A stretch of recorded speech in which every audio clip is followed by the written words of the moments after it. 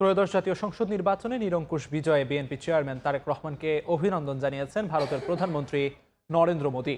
সামাজিক যোগাযোগ মাধ্যম এক্সে এক পোস্টে মোদী বলেন, তারেক রহমানের নেতৃত্বের প্রতি বাংলাদেশের জনগণের আস্থার প্রতিফলন এই ফলাফল।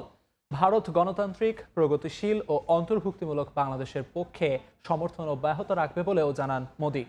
দুই দেশের বহুমাত্রিক সম্পর্ক আরও জোরদার এবং অভিন্ন উন্নয়নে এগিয়ে যেতে তারেক রহমানের সঙ্গে কাজ করার প্রত্যাশা রাখেন ভারতের প্রধানমন্ত্রী। এদিকে বিএনপিও তারেক রহমানকে শুভেচ্ছা জানিয়েছেন পাকিস্তানের প্রেসিডেন্ট আসিফ আলী জারদারি এবং প্রধানমন্ত্রী শাহবাজ শরীফ। ইসলামাবাদ বাংলাদেশের গণতান্ত্রিক আকাঙ্ক্ষাকে সমর্থন করে বলে জানান তারা। বাণিজ্য, প্রতিরক্ষা ও সাংস্কৃতিক বিনিময় জোরদার করতে নতুন সরকারের সঙ্গে কাজ করার প্রত্যাশা রাখেন পাকিস্তানের সরকার।